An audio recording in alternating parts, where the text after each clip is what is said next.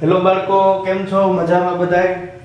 તો ફરી એક વખત આપ સૌનું સ્વાગત છે આપણી YouTube ચેનલ HRK સાયન્સ એકેડમીમાં આલ્ફા હાઈસ્કૂલ વતી હું હાર્દિક સર આપ સૌનું હાર્દિક સ્વાગત કરું છું આપણી ચેનલની અંદર. લાસ્ટ લેક્ચરની અંદર આપણે વાત કરી હતી એક સરસ મજાના ટોપિકની મુક્ત પતન વિશે, અને મુક્ત પતન વિશે આપણે એવું કીધું હતું કે ભાઈ મુક્ત પતન એટલે શું, અથવા તો મુક્ત પતનનો અર્થ શું થાય. મુક્ત પતનની વ્યાખ્યા વિશે જોયું હતું અને એની ઘણી બધી માહિતી મેળવી હતી. એમાં મુક્ત પતનની વ્યાખ્યા કંઈક એવી હતી કે જો કોઈ પદાર્થને અમુક ઊંચાઈથી કોઈ પણ પ્રકારનું બળ આપ્યા વગર છોડી દેવામાં આવે, કોઈ પણ પદાર્થને અમુક ઊંચાઈથી કોઈ પણ પ્રકારનું બળ આપ્યા વગર છોડી દેવામાં આવે તો આ પદાર્થ સીધો કઈ તરફ ગતિ કરે, તો કે પૃથ્વી તરફ ગતિ કરે. પદાર્થ જ્યારે પૃથ્વીની સપાટી તરફ ગતિ કરે ત્યારે આ પદાર્થના વેગના મૂલ્યમાં સતત વધારો થાય, અને થતો વધારો છે એક સરખો થાય. અને આ કેટલો વધારો હોય તો કે ગુરુત્વ પ્રવેગના મૂલ્ય જેટલો વધારો હોય. અને આ પદાર્થ છે હંમેશા સુરેખ પથ ઉપર જ ગતિ કરે. પદાર્થ છે કયા રસ્તે ગતિ કરે? સુરેખ પથ ઉપર જ ગતિ કરે. આ પ્રકારની ગતિને કયા નામથી ઓળખાય? મુક્ત પતનના નામથી ઓળખાય. અથવા તો આ પ્રકારની ગતિને આપણે શું કીધું હતું? મુક્ત પતન કીધું હતું. એના મુક્ત પતનના અમુક ફાયદાઓ જોયા અથવા તો એની વિશિષ્ટતાઓ જોઈ હતી કે જેને આપણે લાક્ષણિકતાઓ પણ કહી શકીએ. એક તો એવું જોયું હતું કે મુક્ત પતન કરતો પદાર્થ છે એ હંમેશા કેવા રસ્તા ઉપર ગતિ કરે, તો કે સીધા રસ્તા ઉપર. મતલબ કે પદાર્થ ડાયોડમરો થઈને ગતિ કરશે, કારણ કે એના ઉપર બળ લાગતું હોય પૃથ્વીનું ગુરુત્વાકર્ષણ બળ, જેના લીધે એના વેગમાં સતત વધારો થાય અને પદાર્થના વેગમાં એક સરખા સમયમાં એક સરખો વધારો થતો જતો હોય. તો આ ગતિને આપણે પ્રવેગી ગતિ કહેતા હતા. મતલબ એવો થાય કે પદાર્થ મુક્ત પતન કરે ત્યારે પ્રવેગી ગતિ કરે છે. બરાબર છે. બીજું એવું કીધું હતું પદાર્થના વેગમાં થતો વધારો કેટલો હોય, તો કે ગુરુત્વ પ્રવેગના મૂલ્ય જેટલો. અને એ કેટલો, તો કે 9.8 મીટર પ્રતિ સેકન્ડ સ્ક્વેર જેટલો વધારો થાય. તો આવી કઈક લાક્ષણિકતાઓ મુક્ત પતન વિશે જોઈ હતી. અને બીજું હતું કે ભાઈ જે પદાર્થ મુક્ત પતન કરે આ પદાર્થનો વેગનો આધાર એના દળ કે આકાર ઉપર હોતો નથી. એના ઉપર સીધું જ કયું બળ લાગે, તો પૃથ્વીનું ગુરુત્વાકર્ષણ બળ લાગે. હવે આપણે જોવાનું હતું ગુરુત્વ પ્રવેગ એટલે શું. આજનો આપણો સરસ મજાનો નાનકડો એવો ટોપિક છે. ગુરુત્વ પ્રવેગ એટલે શું? સ્મોલ જી અને કેપિટલ જી વચ્ચેનો સંબંધ દર્શાવતું વ્યાપક સૂત્ર મેળવો. સૌથી પહેલા તો સ્મોલ જી એટલે શું અને કેપિટલ જી એટલે શું એ આપણને ખબર હોવી જોઈએ. તો સ્મોલ જી ને આપણે કહેતા હતા ગુરુત્વ પ્રવેગ. સ્મોલ જી નો મતલબ થાય ગુરુત્વ પ્રવેગ અને કેપિટલ જી નો મતલબ થાય ગુરુત્વાકર્ષણનો સાર્વત્રિક અચળાંક. કેપિટલ જી નો મતલબ શું થાય? ગુરુત્વાકર્ષણનો સાર્વત્રિક અચળાંક. આવી કંઈક આપણે આગળના લેક્ચર્સની અંદર વાત થયેલી હતી. સ્મોલ જી નો મતલબ થાય ગુરુત્વ પ્રવેગ, કેપિટલ જી નો મતલબ થાય ગુરુત્વાકર્ષણનો સાર્વત્રિક અચળાંક. આ બંને વચ્ચેના સંબંધ વિશે આજે આપણે જોવાનું હતું. તો વાત કરીએ ગુરુત્વ પ્રવેગની. તો સૌથી પહેલા તો આપણને ખબર હોવી જોઈએ કે ગુરુત્વ પ્રવેગ એટલે શું. તો પહેલા તો આપણે ગુરુત્વ પ્રવેગની વ્યાખ્યા વિશે અભ્યાસ કરશું કે ગુરુત્વ પ્રવેગ કહેવાય કોને. તો તમને બધાને ખબર છે કે જે પદાર્થ પૃથ્વી ઉપર છે આ તમામે તમામ પદાર્થ ઉપર ગુરુત્વાકર્ષણ બળ લાગે, જેને આપણે એવું કીધું હતું કે કોઈ પણ બે પદાર્થ એકબીજા પ્રત્યે આકર્ષણ બળ ધરાવે. એકબીજા પ્રત્યે શું ધરાવે? આકર્ષણ બળ. તો કોઈ પણ પદાર્થ ઉપર અથવા તો કોઈ પણ બે પદાર્થો કે જેને કઈ દળ હોય આ બે પદાર્થો વચ્ચે આકર્ષણ બળ લાગે, જેને આપણે ગુરુત્વાકર્ષણ બળના નામથી ઓળખતા હતા. એટલે કોઈ પણ પદાર્થ કે જેના ઉપર ગુરુત્વાકર્ષણ બળ લાગતું હોય, કોઈ પણ પદાર્થ કે જેના ઉપર ગુરુત્વાકર્ષણ બળ લાગતું હોય, આ ગુરુત્વાકર્ષણ બળને લીધે પદાર્થમાં ઉત્પન્ન થતો પ્રવેગ એને કયા નામથી ઓળખાય? ગુરુત્વ પ્રવેગના નામથી ઓળખાય. એટલે પદાર્થ ઉપર લાગતા પૃથ્વીના ગુરુત્વાકર્ષણ બળને લીધે ઉદ્ભવતા પ્રવેગને કયા નામથી ઓળખાય? ગુરુત્વ પ્રવેગના નામથી ઓળખાય. એટલે પદાર્થ પર લાગતા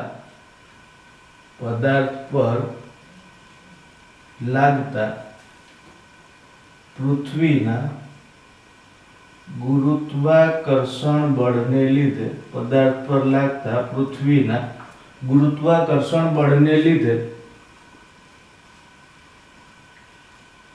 ઉદ્ભવતો પ્રવેગ, ગુરુત્વાકર્ષણ બળને લીધે ઉદ્ભવતા પ્રવેગને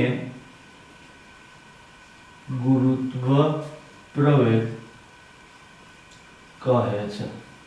ગુરુત્વ પ્રવેગની સંજ્ઞા શું હતી? Small g. તો હું અહીંયા સ્મોલ g પણ દર્શાવી જ દઉં છું. ગુરુત્વ પ્રવેગ સ્મોલ g કેમ? પદાર્થ પર લાગતા પૃથ્વીના ગુરુત્વાકર્ષણ બળને લીધે ઉદ્ભવતા પ્રવેગને કહેવામાં આવે ગુરુત્વ પ્રવેગ સ્મોલ g.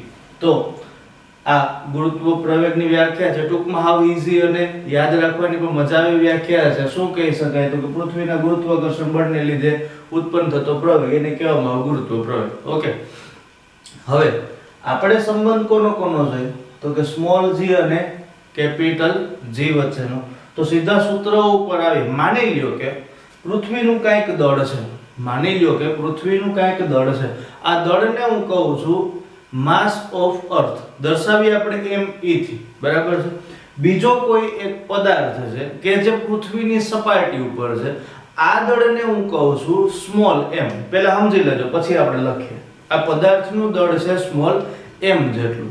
પૃથ્વીની ત્રિજ્યા r ઓફ e થાય અને પૃથ્વીના કેન્દ્રથી પદાર્થ સુધીનું અંતર એને હું કહું છું d જેટલું. એને હું શું કહું છું? d જેટલું. ઇન શોર્ટ મારો કહેવાનો આખો મતલબ એવો હતો, અથવા તો આપણી કવિતા કંઈક આવી હતી કે આ માનો કે આપણી પૃથ્વી છે. સમજવા માટે આ પૃથ્વીનું કેન્દ્ર હશે. કોઈ એક પદાર્થ કે જે પૃથ્વીની સપાટી ઉપર પડેલો છે, એ પદાર્થ માનો કે આ લીલા કલરનો પદાર્થ છે કે જે પૃથ્વીની સપાટી પર પડેલો છે. બરાબર સમજો, બાકી ભાન નહીં પડે. બરાબર, અત્યારે મેં સપાટીથી સેજ ઉપર રાખ્યો તમને સમજાય એટલા માટે. હવે આ પૃથ્વીનો સૌથી બહારનો ભાગ અથવા તો પૃથ્વીનું સૌથી છેલ્લું બિંદુ જ્યાંથી લઈ અને પૃથ્વીના કેન્દ્ર સુધીનું અંતર આ પૃથ્વીની ત્રિજ્યા થાય કે નહીં? તો કે હા. એને આપણે r ઓફ e થી દર્શાવીએ કે નહીં? તો કે હા દર્શાવીએ. એટલે આ શું થાય? r of e. બરાબર છે. ક્યાં સુધીનું અંતર? તો કે અહીંયા સુધીનું અંતર. હવે આ પદાર્થ જો તો આ સ્થાનથી થોડો કેવો આગળ છે કે નહીં? તો કે આ છે. હવે આ જે અંતર છે પદાર્થ જ્યાં પૃથ્વીની સપાટીના સંપર્કમાં છે ત્યાંથી લઈ અને પૃથ્વીના કેન્દ્ર સુધીનું અંતર, મતલબ આ કયું અંતર થયું? તો બે પદાર્થો વચ્ચેનું અંતર. કયું અંતર થયું? બે પદાર્થો વચ્ચેનું અંતર. આ જે અંતર છે આને આપણે કહેશું d. તમને જો યાદ હોય તો બે ઓલા સાર્વત્રિક નિયમની અંદર બે ગોળા લીધા હતા, બેયના કેન્દ્રને જોડ્યા હતા ને આ અંતરમાં આપ્યું હતું ને આને d જેટલું અંતર કીધું હતું. બરાબર છે. એવી રીતે આ અંતરને હું કહું છું સ્મોલ d જેટલું. અહીંયા d કેટલું હોય છે? તો કે d is greater than r of e. મતલબ એવો થાય કે d છે એ પૃથ્વીની ત્રિજ્યા કરતાં થોડુંક એવું મોટું હોય છે. થોડુંક એટલે બહુ ઝાઝું નહીં. ઓલું પૃથ્વીની સપાટી સુધીનું અંતર થાય અને આ પદાર્થની સપાટી સુધીનું અંતર થાય એટલે બહુ ઝાઝો ફેરફાર હશે નહીં. પણ ઓલરેડી d છે એ re કરતાં મોટું હશે. મતલબ કે પૃથ્વી અને પદાર્થ વચ્ચેનું અંતર પૃથ્વીની ત્રિજ્યા કરતાં થોડુંક મોટું હશે. બરાબર છે. હવે આપણે પૃથ્વીનું દળ શું કીધું હતું? તો કે પૃથ્વીનું દળ કીધું હતું me. આ પદાર્થનું દળ કેટલું કીધું હતું? તો કે m જેટલું. બંને વચ્ચેનું અંતર કેટલું? તો કે d જેટલું. લાગતો ગુરુત્વાકર્ષણનો અચળાંકને આપણે કહેતા હતા કેપિટલ G. આમાં કોઈને કઈ તકલીફ ખરી નો જ હોવી જોઈએ. તો આ શું હતું? તો કે આ હતું પૃથ્વી અને બે પદાર્થ પૃથ્વી અને તેની ઉપર રાખેલો એક પદાર્થ કે જેની ઉપર ગુરુત્વ પ્રવેગ લાગે અથવા તો જેના દ્વારા આપણે ગુરુત્વ પ્રવેગ સ્મોલ g અને ગુરુત્વાકર્ષણ બળનો અચળાંક કેપિટલ G વચ્ચેનો સંબંધ શોધવાનો હતો. હવે જોઈએ કઈ રીતે ગોતશું. એટલે માની લ્યો કે પૃથ્વીનું દળ me છે. જો પૃથ્વીનું દળ me જેટલું પૃથ્વીનું દળ me હોય અને પૃથ્વીનું દળ me હોય અને પૃથ્વીની ત્રિજ્યા r ઓફ e હોય તથા પૃથ્વીની સપાટી પર રહેલો પદાર્થ પૃથ્વીની સપાટી પર રહેલા પદાર્થનું દળ સ્મોલ m અને તેનું પૃથ્વીની અને તેનું કેન્દ્રથી અંતર સ્મોલ d હોય, કેન્દ્રથી અંતર સ્મોલ d હોય તો લાગતું ગુરુત્વાકર્ષણ બળ. હવે કીધું છે શું તો કે અહીંયા પૃથ્વીનું દળ તમને આપ્યું છે કેટલું તો કે પૃથ્વીનું દળ આપ્યું m of e જેટલું, પૃથ્વીની ત્રિજ્યા કેટલી આપી તો કે r of e જેટલી, પૃથ્વીની સપાટી ઉપર રહેલો પદાર્થ છે એનું દળ કેટલું આપ્યું m જેટલું અને કેન્દ્રથી અંતર કેટલું આપ્યું સ્મોલ d. આપણે કયું મૂલ્ય જોઈએ તો કે બે પદાર્થો વચ્ચે લાગતા ગુરુત્વાકર્ષણ બળનું મૂલ્ય જોઈએ. કયા બે પદાર્થો થશે તો કે એક પદાર્થ છે ઈ હશે ખુદ પૃથ્વી અને બીજો પદાર્થ છે જે અહીંયા તમને થોડીવાર પહેલા આકૃતિમાં ચોકઠું દર્શાવ્યું હતું ઈ ચોકઠું. આ બંને વચ્ચેનું અંતર કેટલું છે ક્યાં ગયું અહીંયા d જેટલું અને બંને વચ્ચે લાગતું ગુરુત્વાકર્ષણ બળનું મૂલ્ય શોધવાનું. તો બધાને ખબર છે ગુરુત્વાકર્ષણ બળના સાર્વત્રિક નિયમનું સૂત્ર તો લાગતું ગુરુત્વાકર્ષણ બળ અથવા તો લાગતું બળ ગુરુત્વાકર્ષણ બળ સાર્વત્રિક નિયમ મુજબ સાર્વત્રિક નિયમ હતો F gm1 m2 છેદમાં d2. અહીંયા m1 ની જગ્યાએ લખાશે me, m2 ની જગ્યાએ લખાશે m અને d2 ની જગ્યાએ તો d2 જ આવશે. તો F is equal to capital G me into m છેદમાં d2. આ સાર્વત્રિક નિયમ મુજબ બે પદાર્થો વચ્ચે લાગતું ગુરુત્વાકર્ષણ બળ થયું. હવે જો ન્યૂટનની ગતિનો બીજો નિયમ શું કહેતો હતો? ન્યૂટનની ગતિનો બીજો નિયમ કાંઈક એવું કે મતલબ બીજો નિયમ છે કોની વ્યાખ્યા આપે તો કે બળની વ્યાખ્યા આપે. એટલે ન્યૂટનના ગતિના બીજા નિયમ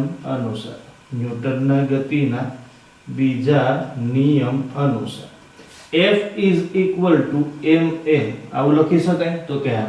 પણ અહીંયા આપણે કયો પ્રવેગ લઈએ છીએ તો કે અહીંયા આપણે વાત કરીએ ગુરુત્વ પ્રવેગ હોવાથી a is equal to આપણે શું લેશું g. a is equal to શું લેવાય g લેશું. તો અહીંયા F is equal to mg આવું લખાય. હું કામ તો કે a બરાબર ગુરુત્વ પ્રવેગ g. આને હું કહું છું સમીકરણ નંબર 2. ન્યૂટનની ગતિનો બીજો નિયમ એવું કે F બરાબર થાય ma મતલબ દળ ગુણ્યા પ્રવેગ. હવે અહીંયા કયો પ્રવેગ લઈએ તો કે ગુરુત્વ પ્રવેગની વાત આલે એટલે F બરાબર શું લખાય mg. આ mg આને હું કહું સમીકરણ નંબર 2. હવે સમીકરણ 1 અને 2 ને ભેગા કરો તો હું આવું કહી શકું સમીકરણ 1 અને 2 પરથી. સમીકરણ 1 અને 2 પરથી સમીકરણ 1 શું હતું તો કે F બરાબર gme into m છેદમાં d2. સમીકરણ 2 માં આપણે ખાલી f ની કિંમત મળતી હતી ma, આના ઉપરથી આપણે લખતા હતા mg. તો હવે સમીકરણ પહેલાની અંદર જ હું બે સમીકરણને લખું છું mg બરાબર સ્મોલ m into g. આ જો તો પહેલામાં f છે ને એની કિંમત છે શું મળે mg બરાબર capital G me into m છેદમાં d2 થશે. આ m કેન્સલ આઉટ થાય તો સ્મોલ g બરાબર મળશે gme upon d2 થયો. હવે અહીંયા me લખવાની જરૂર નથી કારણ કે આપણે સમજીએ કે કોઈને કોઈ પદાર્થનું દળ જ હશે એટલે અહીંયા તમે સીધું લખી શકો g is equal to gm upon d2. આ શેનું સૂત્ર મળે ગુરુત્વ પ્રવેગ સ્મોલ g અને ગુરુત્વ પ્રવેગનો અચળાંક કેપિટલ G વચ્ચેના સંબંધનું સૂત્ર મળે g is equal to capital G m નો મતલબ થાય દળ upon d2. હવે અહીંયા આ સૂત્રની અંદર કેપિટલ G, કેપિટલ M મતલબ કે દળ અને D નું મૂલ્ય મૂકો તો તમને આ G નું મૂલ્ય મળે. આનું મૂલ્ય મૂકતા G નું મૂલ્ય તમને મળે 9.8 મીટર પ્રતિ second square. Capital G, capital M અને D સ્ક્વેર નું મૂલ્ય જો આ સૂત્રમાં મૂકવામાં આવે તો તમને સ્મોલ g નું મૂલ્ય મળી જાય. કેટલું મળી જાય? 9.8. હવે માની લ્યો કે આપણે એવી વાત કરતા હતા કે અહીંયા d સ્ક્વેર છે. આ d સ્ક્વેર આપણે કયું અંતર લીધું હતું? તો કે ઓલું જે પૃથ્વીનું કેન્દ્ર હતું ત્યાંથી પૃથ્વી ઉપર રહેલા પદાર્થ સુધીનું અંતર.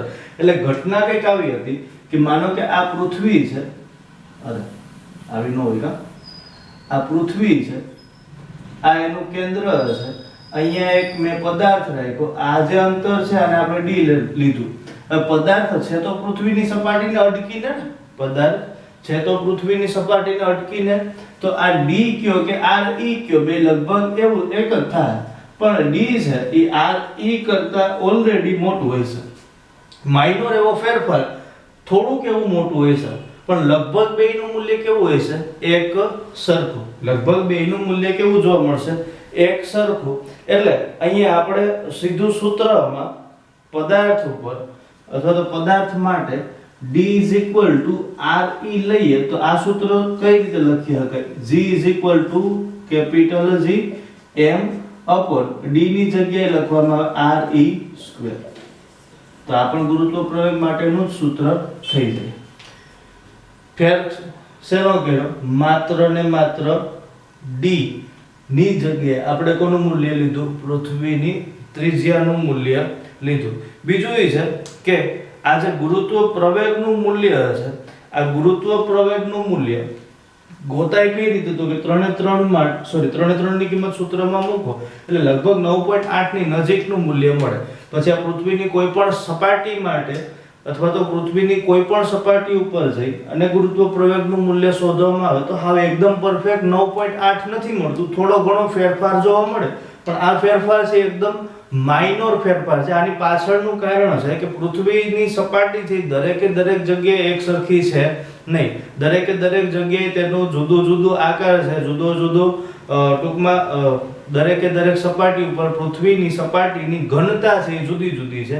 આના લીધે ગુરુત્વ પ્રવેગના મૂલ્યમાં થોડો ઘણો ફેરફાર થાય. બીજું એ છે કે જમીન બધે એક સરખી નથી. ક્યાંક પહાડો જોવા મળે, ક્યાંક ખીણ જોવા મળે, ક્યાંક સાગરો છે, ક્યાંક નદી છે, ક્યાંક ઝરણાઓ છે, ક્યાંક સરોવરો છે, જેના લીધે ઘનતામાં ફેરફાર થાય અને એના લીધે ગુરુત્વ પ્રવેગના મૂલ્યમાં ફેરફાર થાય.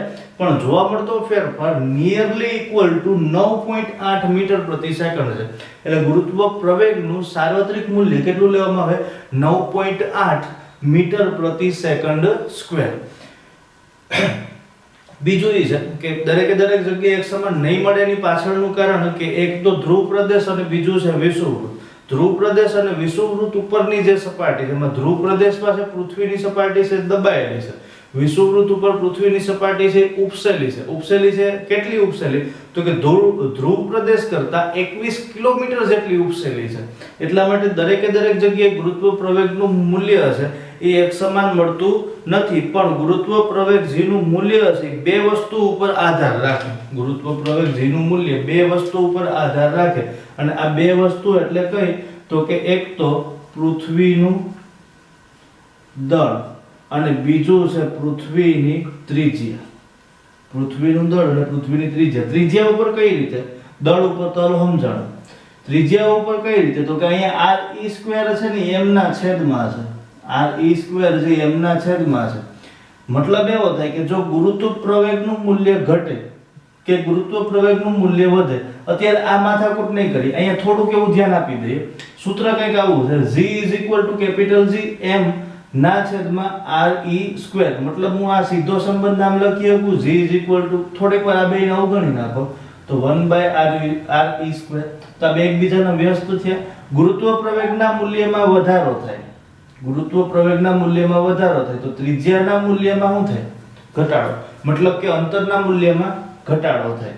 જો g ના મૂલ્યમાં ઘટાડો થાય તો re ના મૂલ્યમાં વધારો થાય. મતલબ એવો થાય કે આ અંતરમાં જો વધારો થાય તો ગુરુત્વ પ્રવેગનું મૂલ્ય છે એ ઘટે, જો આ અંતરમાં ઘટાડો થાય તો ગુરુત્વ પ્રવેગનું મૂલ્ય છે એ ઘટે, તો ગુરુત્વ પ્રવેગનું મૂલ્ય છે એ વધે. મતલબ કે ગુરુત્વ પ્રવેગ અને અંતર બે એકબીજાને કેવા હશે? વ્યસ્ત પ્રમાણમાં હશે. જેમ દૂર જાવ ગુરુત્વ પ્રવેગના મૂલ્યમાં ઘટાડો થશે. મતલબ એવો થાય ગુરુત્વ પ્રવેગ છે આધાર કોના ઉપર રાખે? પૃથ્વીના દળ અને પૃથ્વીની ત્રિજ્યા, નહીં કે પૃથ્વી પર રહેલા પદાર્થનું દળ કે એની ત્રિજ્યા ઉપર. આ ટોટલી ડિપેન્ડ કોના ઉપર કરે? પૃથ્વીના દળ અને પૃથ્વીની ત્રિજ્યા ઉપર. હવે પછીના લેક્ચરની અંદર આપણે વાત કરશું ગુરુત્વ પ્રવેગની વિશેષતાઓ વિશે, અથવા તો ગુરુત્વ પ્રવેગના લીધે કઈ કઈ બાબતોને વધુ સારી રીતે સમજી શકે, અને સાથે સાથે અભ્યાસ કરશું કે 9.8 કઈ રીતે મળે એની સંપૂર્ણ ગણતરી સાથે. હવે પછીના લેક્ચરની અંદર મળશું. ત્યાં સુધી આપણે આપણો અભ્યાસક્રમ સતત ચાલુ રાખશું, વાંચવામાં ધ્યાન આપશું અને સાથે સાથે લેખન કાર્ય પણ કરશું. So thank you very much. જય હિન્દ.